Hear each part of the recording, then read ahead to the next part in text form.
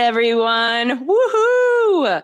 Welcome back to another episode of Two Cyber Chicks, the podcast where we break down the hottest topics in cybersecurity with a fresh, fun, and fearless approach. I am Jax, that is Erika, and today we have a powerhouse guest joining us, Meenu Verma. Meenu is a business information security officer. We're going to be diving into what a BISO is. She has been making waves in cybersecurity, and her deep expertise in threat and vulnerability management, as well as security architecture and enterprise security strategy, Erika. She's got a super impressive track record, having worked with companies like Camelot Lottery Solutions, Savanti Consulting, Affinity Water Limited. She holds multiple industry certs, like super impressive.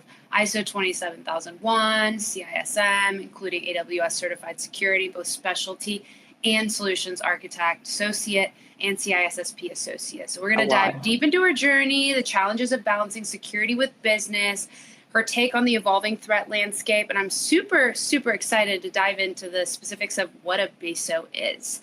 Oh yeah, I love that stuff. So wherever you guys are at, if you're watching this live, if you're watching this on pre-record, grab your coffee, sit back, and let's get ready to have this amazing, candid conversation with Meenu. Let's go.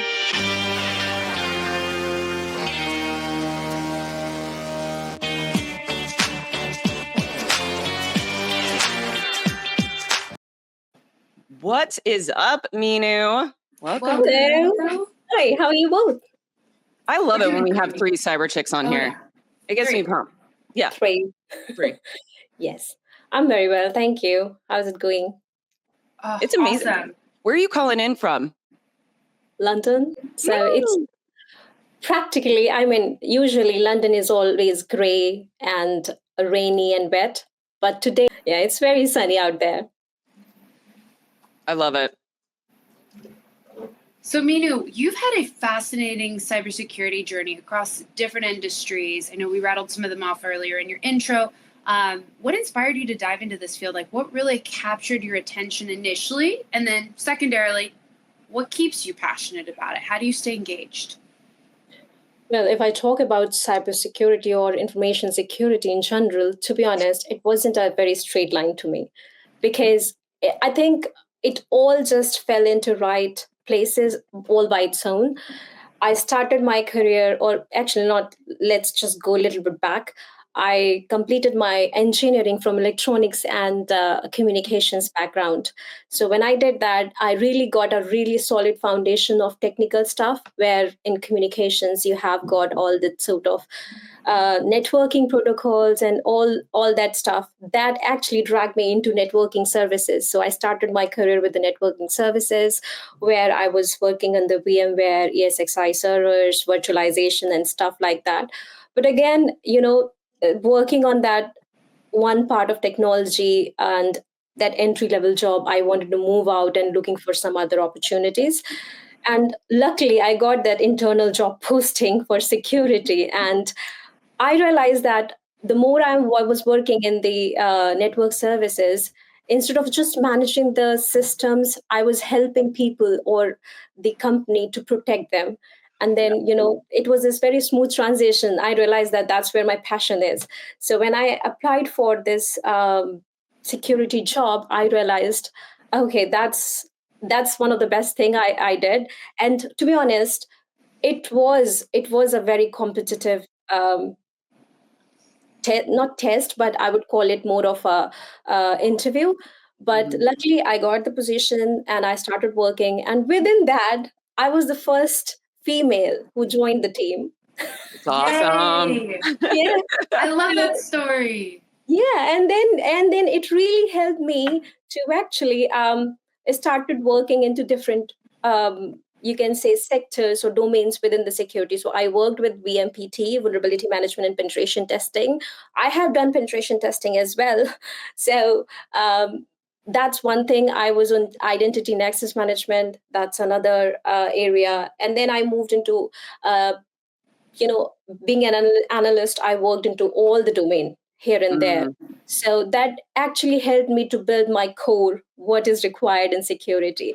Later, I worked into security consultant position, security specialist. I also worked in the architect team, actually really like the architect roles. And I landed up having here in a BISO role now.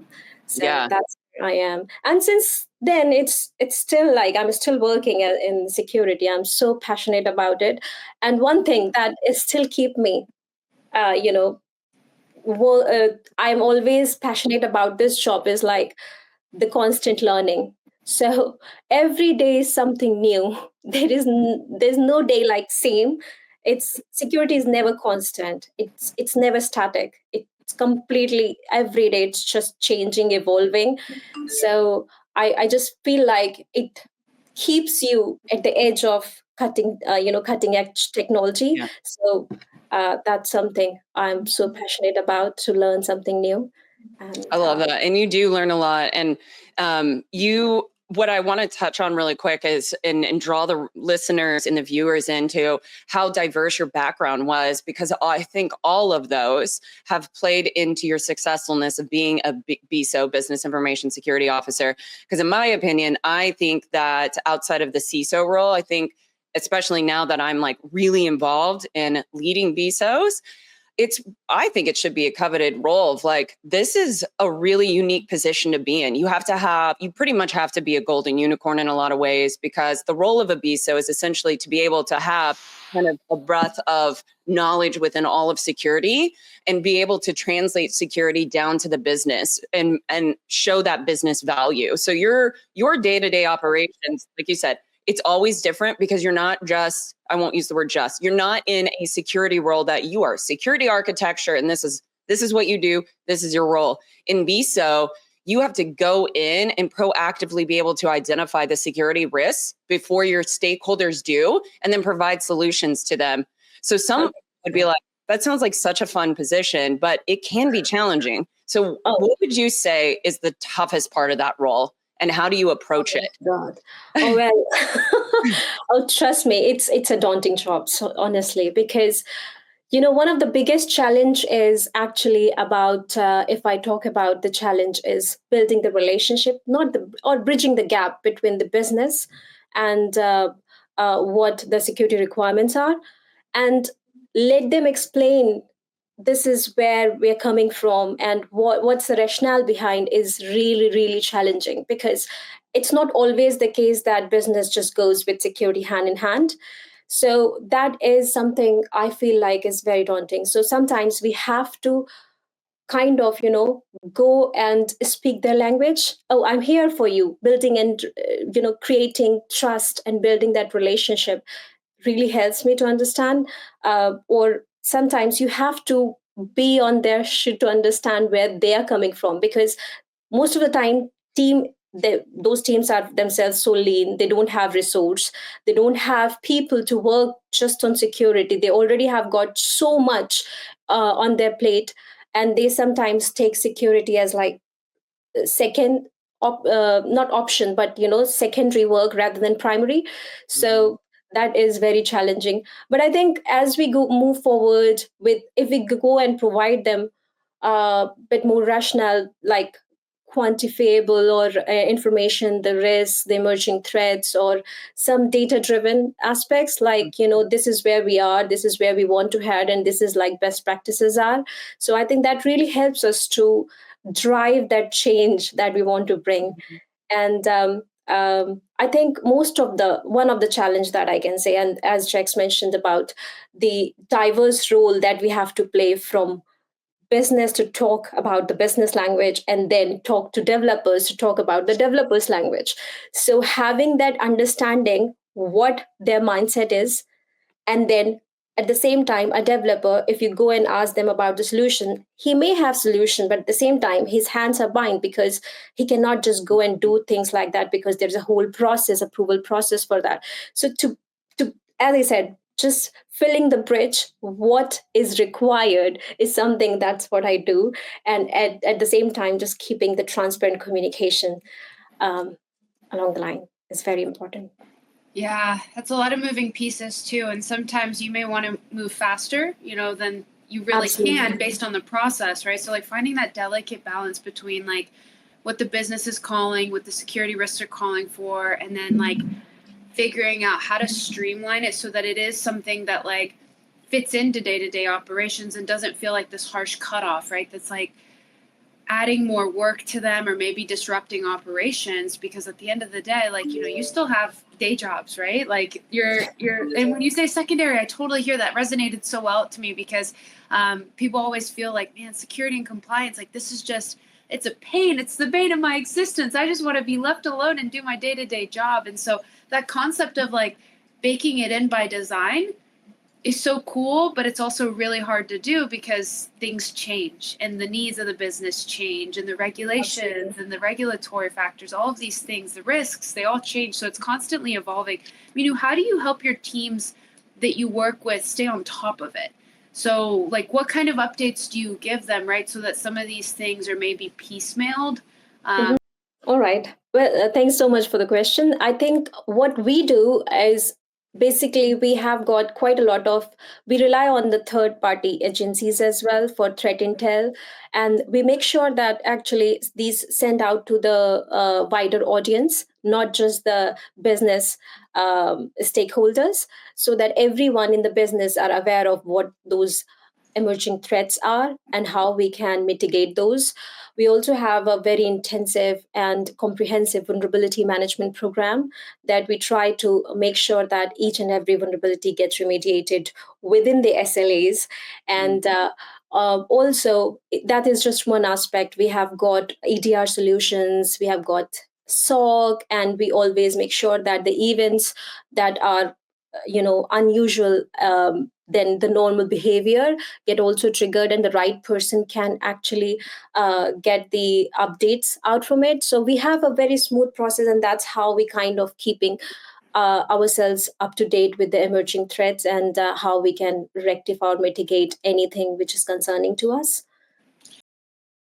Two Cyber Chicks is all about demystifying cybersecurity, no tech jargon, just real talk. We also want to thank ThreatLocker for being our season 6 sponsor. Do zero-day exploits and supply chain attacks keep you up at night? Worry no more. You can harden your security with ThreatLocker. Worldwide, companies like JetBlue trust ThreatLocker to secure their data and keep their business operations flying high. ThreatLocker takes a deny-by-default approach to cybersecurity and provides a full audit of every action allowed or blocked for risk management and compliance. Onboarding and operation is fully supported by their US-based Cyber Heroes support team. Get a free 30-day trial and learn more about how ThreatLocker can help prevent ransomware and ensure compliance. Visit threatlocker.com. So if you had to say just one threat, one major cybersecurity trend or threat that businesses should be paying more attention to in 2025 or right now that you can think of. I know it's hard to pick just one.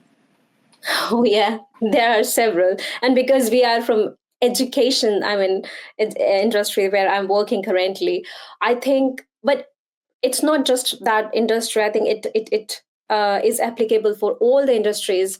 I think is one of the biggest challenge, AI emerging threats. And I don't know whether you guys have heard about the deep fake, which is really a challenge. And with all the types of phishing attacks, AI driven phishing attacks, and they seem so real. It's very hard to actually identify the difference. And as per the recent, this is something which I actually read yesterday about it, or maybe day before yesterday, about this.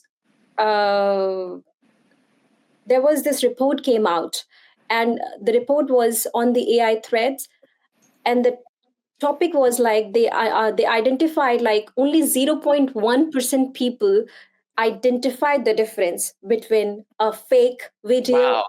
and this is like, really, they have done this report and then they published it. So this is really, really, really concerning in every sense, Yeah. not just for business, but in the personal life too. So I feel like this is where we have to head to make sure what we're doing and how we're doing. And if I talk about any other technology in terms of threats, in general, so if we are using it, the others are also using the same. I'm talking about attackers. Yeah. And our focus is just very narrowed down to protect the business, whereas their focus is always on exploiting it. So that is very challenging. And Yeah. And that's a great segue into like wanting to ask you a deeper dive into AI as a whole. So we know that AI is the topic. It's been the hot topic since last time I went to RSA, like I think it's been 2 years now. So it's still a big topic. Quantum computing gets thrown in there every once in a while, but it's really rapidly transforming cybersecurity with both tools for defenses while also creating emerging threat vectors within the space, as you kind of were starting to touch on in the vulnerabilities of it. And you work with a lot of different lines of business in your job, and you work with different stakeholders. How do you see and how do you communicate these AI impacts and communicate them in a way through vulnerability management that the stakeholders can understand? And what do you think overall, like for the listeners and viewers and the security professionals listening to this show, what advice basically would you give them to stay ahead of these AI driven attacks? So like kind of a two-part question of like, how do you communicate this effectively to stakeholders, but then also what would you do to stay ahead of them? Yeah, so I think that's a really good question, because this is where we have to think about it. Most of the vulnerability management programs or any vulnerability remediation programs that we have done so far was all, manual driven. One has to go and triage the process, and it was time taking. At the same time, the number of findings that we used to get, most of them used to have false positives and stuff like that. So I think now it's really a time where we have to put more automation in place. We can have AI as well. We can leverage AI to help us out, removing the false positives, looking at the different aspects and ratios, and you can say the attack surfaces, and identify whether this is actually a medium risk finding or a high risk finding. But at the same time, we can always try to keep the balance. We cannot fully rely on AI.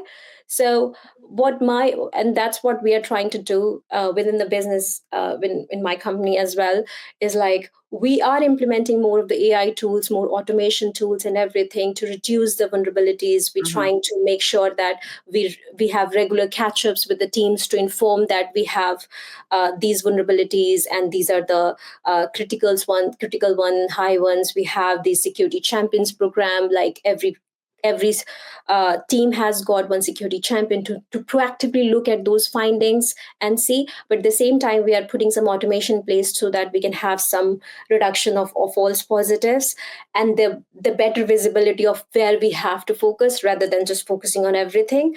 So that's one thing that we're working on. At the same time, we keeping the management as well accountable for this. It's not that people who are just doing the doers are just looking at the stuff and then trying to mitigate that. If there is a requirement, suppose there are 10 vulnerabilities in different line of businesses. So it's not just one line of business responsibility to fix it. It's like the whole company has to fix it.